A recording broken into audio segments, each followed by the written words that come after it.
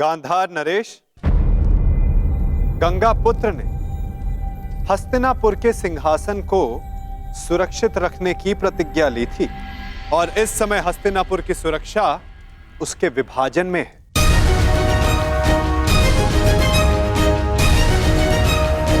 और आप तो कुरुपुत्रों के मामाश्री हैं।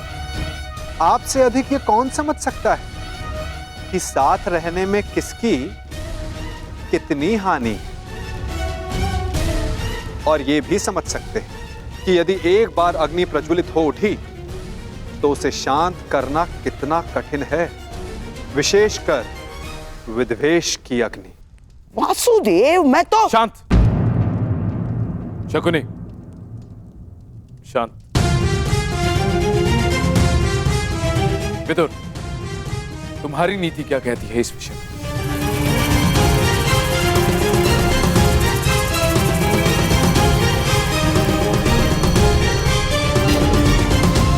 जब साथ रहते विकास अवरुद्ध हो तो विभाजन श्रेष्ठ है।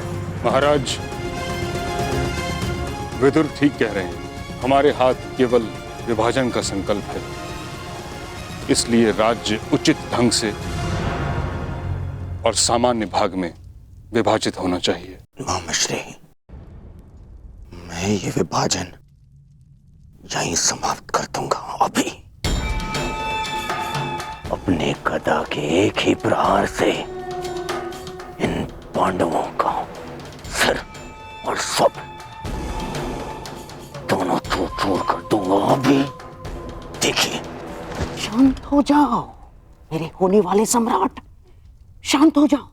देखो, जो काम सुई से हो सकता है उसके लिए तलवार नहीं उठाई जाती। पांडवों को ऐसा विकल्प दूंगा विभाजन का कि वो उसे अस्वीकार कर देंगे। ठीक है मामाश्री। हाँ, तो ठीक है। यदि दोनों पक्ष विभाजन के लिए प्रस्तुत हैं तो यही सही। परंतु दाता और याचक, इन दोनों के मध्य एक नियम होता है। जो दे रहा है वो ही चयन करे। तो इसके नाते विभाजन में पांडवों को कौन सी भूमि मिलेगी, इसका विकल्प देने का अधिकार केवल दुर्योधन का है।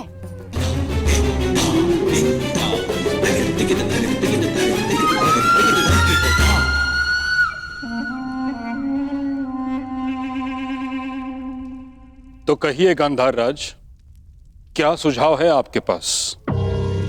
यदि पांडव विभाजन चाहते हैं तो हम उन्हें खांडव प्रस्थ देते हैं।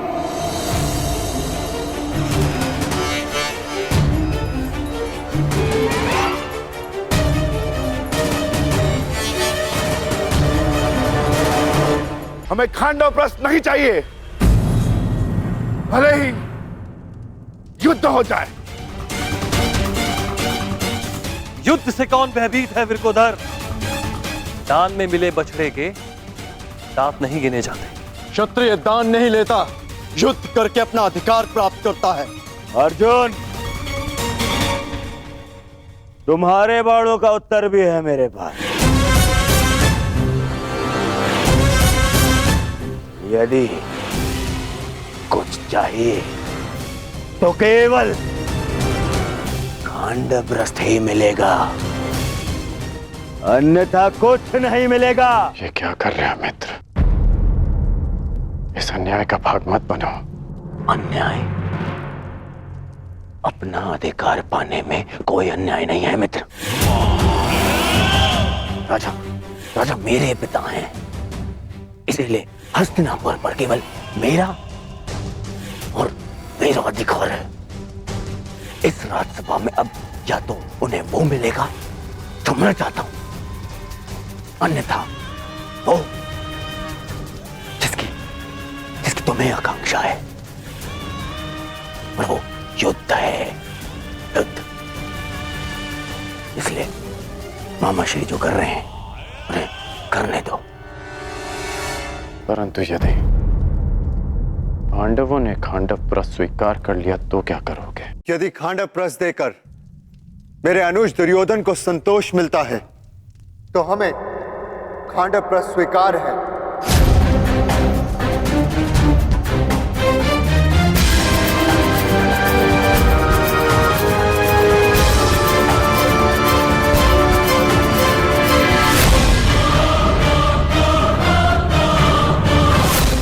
हम 5 भाई जहां भी एक साथ हो, वो स्थान भले ही बंजर हो, लेकिन हमारे लिए स्वर्ग से कम नहीं।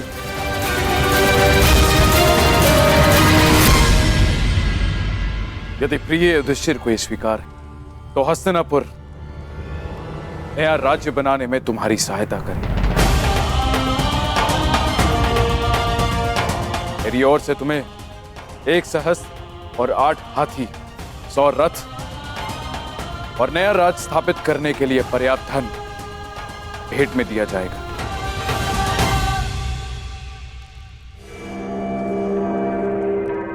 परंतु पुत्र, इसके बदले मुझे भी तुमसे कुछ चाहिए।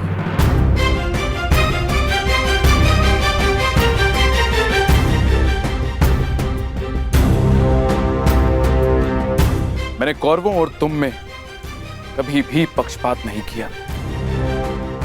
सदैव तुम्हें अपने पुत्र से बढ़कर माना है।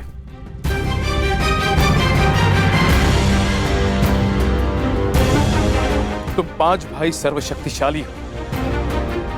पांचाली जैसी चतुर भार्या है तुम्हारे पास, परंतु पुत्र, इस जन्मांध धृतराष्ट्र के पास कोई मार्गदर्शक नहीं।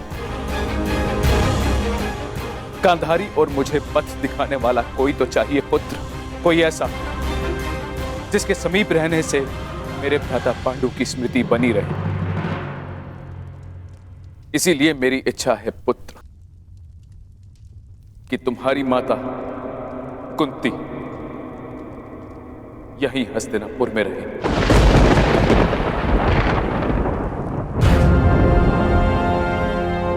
हम अपनी माता के बिना नहीं जाएंगे। भले जो भी हो, माता हमारे साथ ही जाएंगी। मैं कहाँ रहूंगी? ये निर्णय लेने का अधिकार मेरा है। मुझे ताज और गांधारी दीदी के साथ रहना स्वीकार है। परंतु माता, यह असंभव है। हम आपके बिना नहीं जा सकते। ये मेरी आज्ञा है भीम।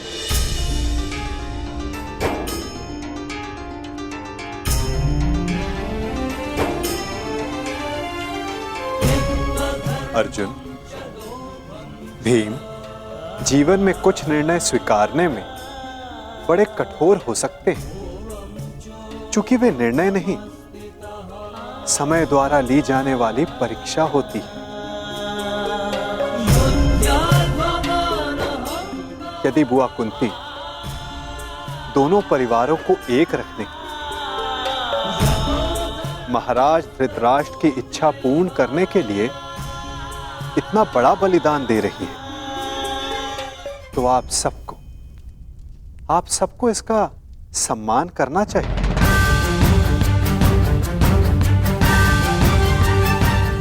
यदि आपका यही आदेश है तो हमें स्वीकार है।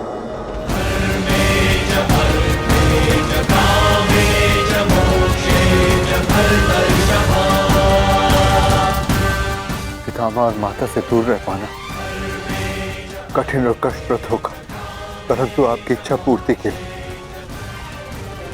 हम आपको छोड़कर खांडवप्रस्थ जाएंगे।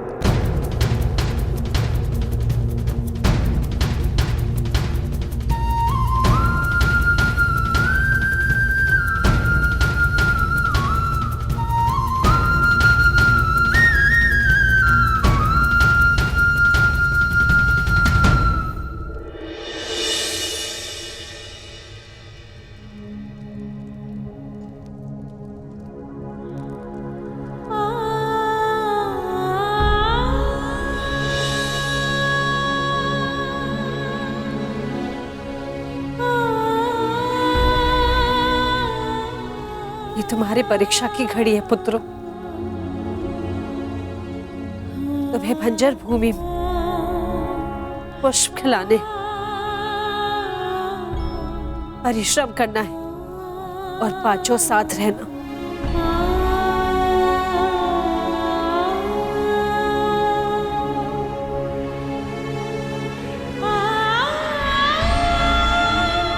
पुत्री पांचाली,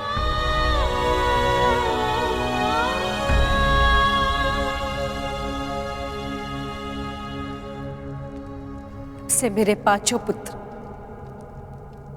तुम्हारा उत्तरदायित्व है।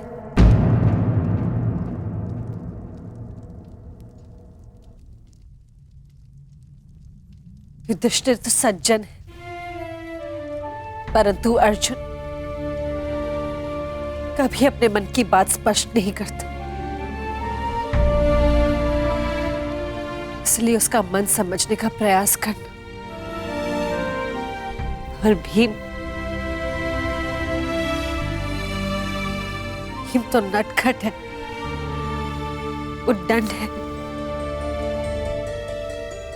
और इसके भोजन का विशेष ध्यान रखना।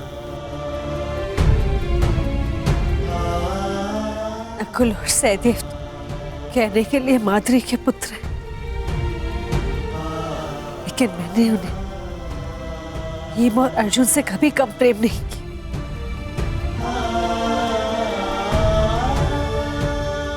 अब तक मैंने इन पांचों भाइयों को एक रखा, अभी उत्तरदायित्व तुम्हारा है या किसी ने।